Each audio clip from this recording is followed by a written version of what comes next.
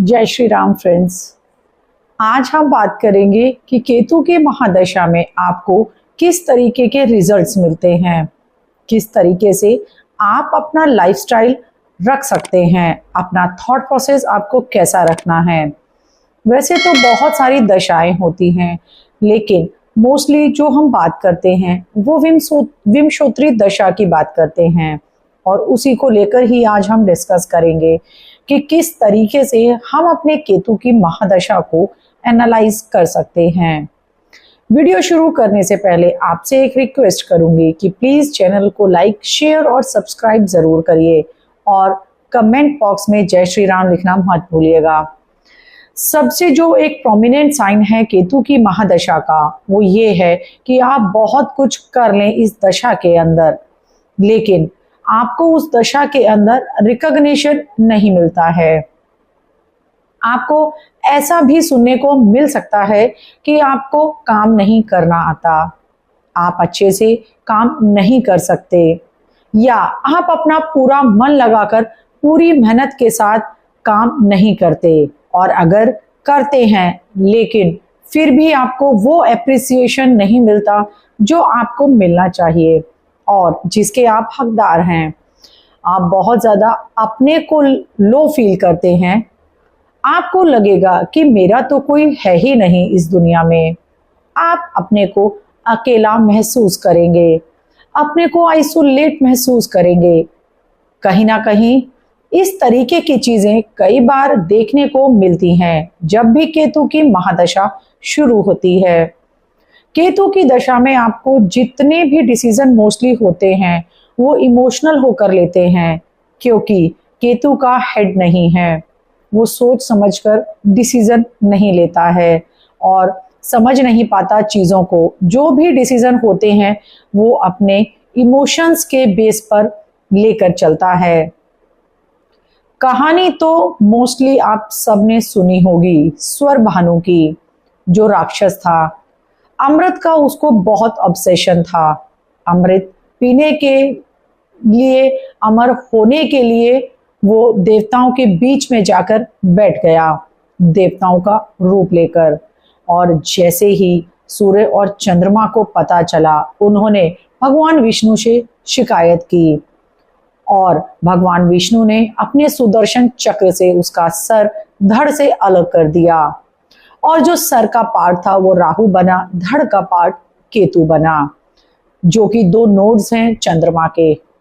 North node Rahu है और south node Ketu देव हैं।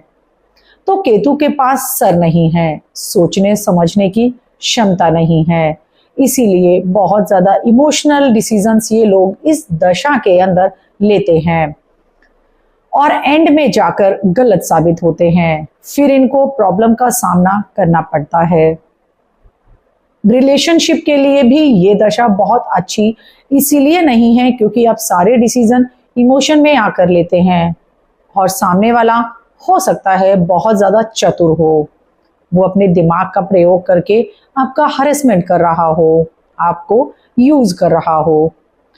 तो ये चीज भी रिलेशनशिप में कहीं ना कहीं आपको केतु की दशा के अंदर देखने को मिल सकती है। बहुत कॉशियस रहने की जरूरत है रिलेशनशिप के अंदर।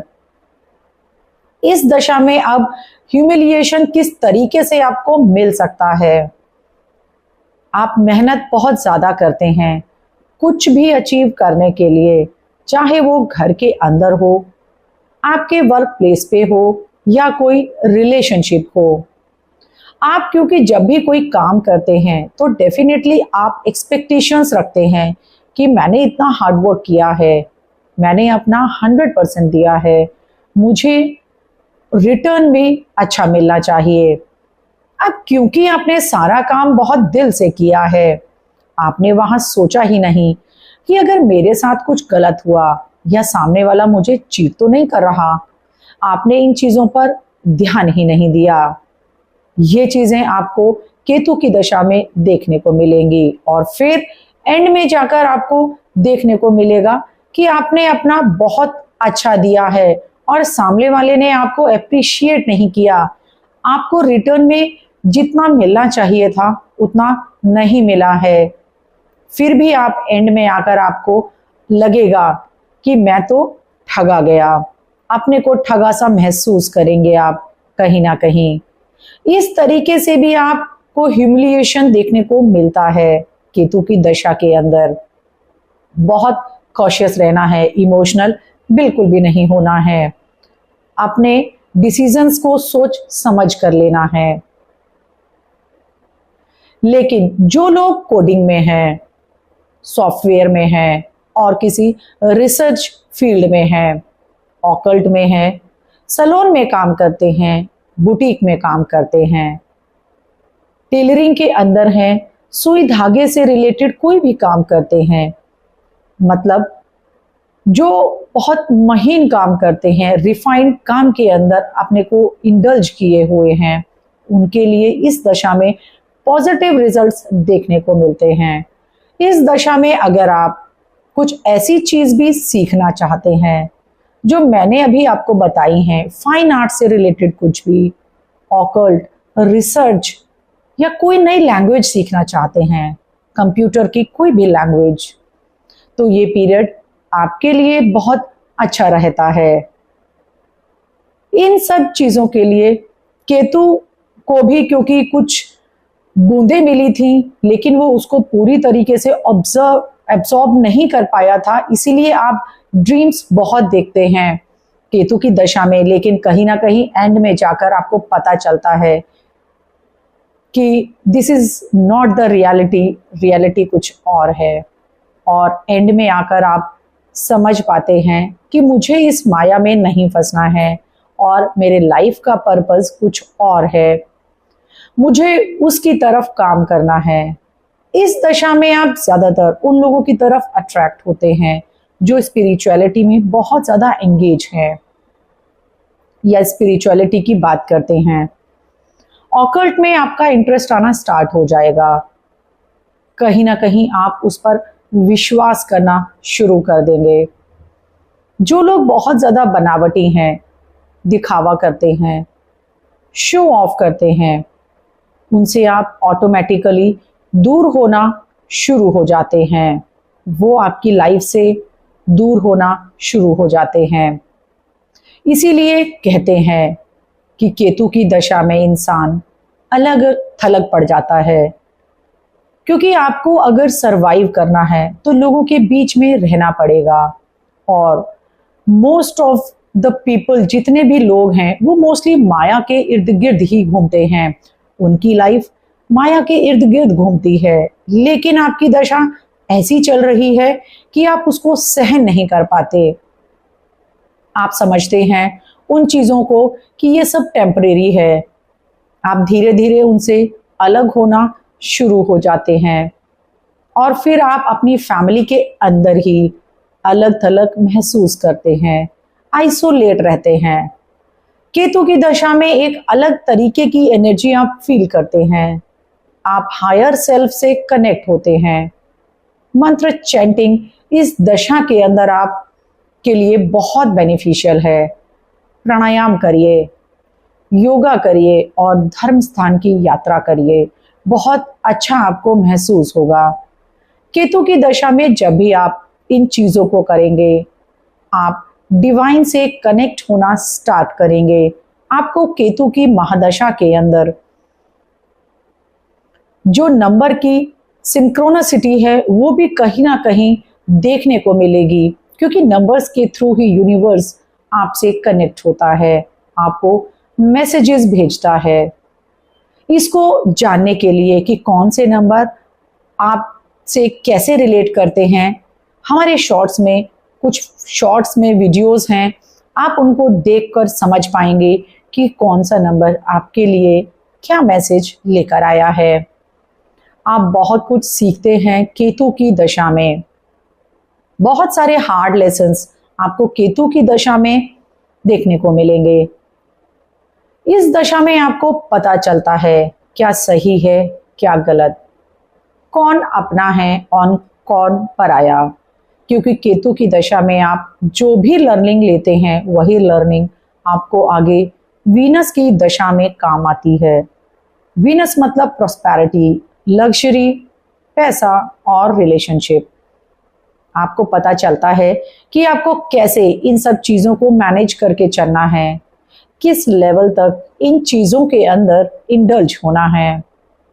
बहुत धोखा खाया होता है, स्पेकुलेशन, धोखा बहुत देखा होता है, तो उसके बाद आप अपने दिमाग का यूज़ करते हैं केतु की दशा के बाद और अपने डिसीजंस लेते हैं कि क्या आपके लिए ठीक है, कौन से रिलेशंस आपके लिए बेहतर हैं, क्या आपको करना है, क्या नहीं करना है। लेकिन इस दशा का आना एक ऐसी एज में ज़रूरी है जिस एज में आप किसी प्रोफेशन में हैं, आप किसी रिलेशनशिप में हैं।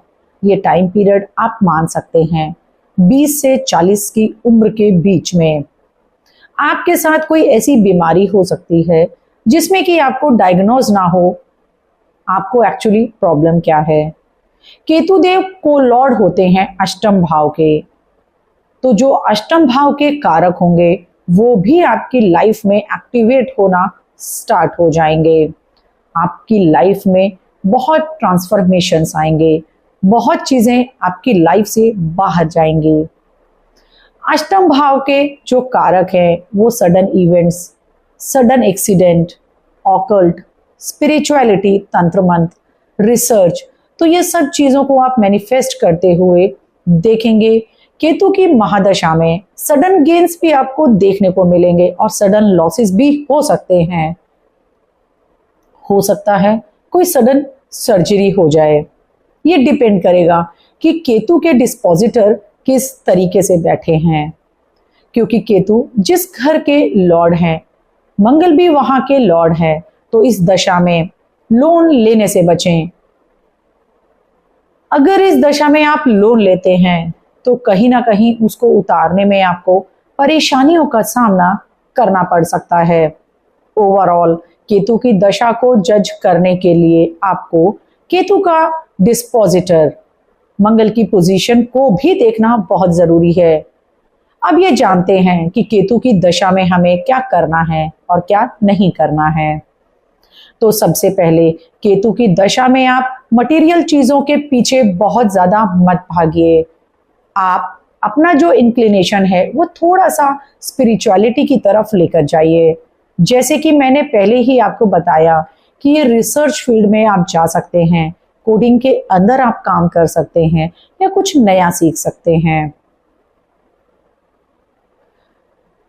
गणपति की पूजा करना केतु की दशा अंतरदशा में बहुत ही अच्छा उपाय है। आप गणपति का कोई भी मंत्र कर सकते हैं। आप हर बुधवार को मंदिर जाकर गणपति को दूर्वा चढ़ाइए, जिसको कि हरी घास बोला जाता है। गणपति को 3 लड्डू चढ़ाइए, क्योंकि केतु 3 की संख्या है, इसीलिए आप गणपति को 3 लड्डू चढ़ाइए हर बुधवार को।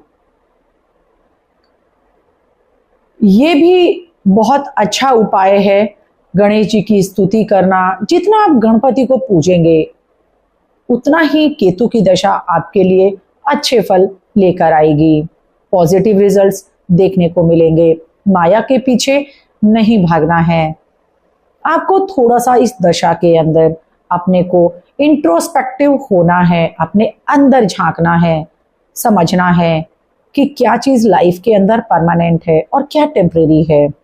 ये सब चीजों को एनालाइज करना है इस दशा में, और ये बहुत जरूरी है।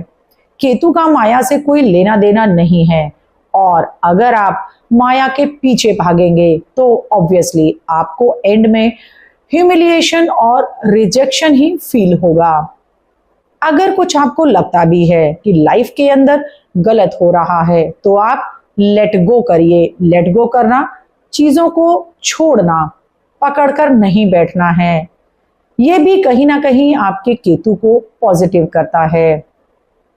बाकी आप एक बार किसी अच्छे एस्ट्रोलॉजर से इस दशा में कंसल्ट करिए, ताकि आप समझ पाएं कि आपकी कुंडली में केतु का डिस्पोजिटर कहाँ है, मंगल कहाँ बैठे हैं, किस तरीके से उन ग्रहों की एनर्जी को आप पॉजिटिवली यूटिलाइज करके लाइफ के अंदर केतु की दशा को बहुत बेहतर कर सकते हैं, बहुत अच्छे रिजल्ट्स आप केतु की दशा में पा सकते हैं।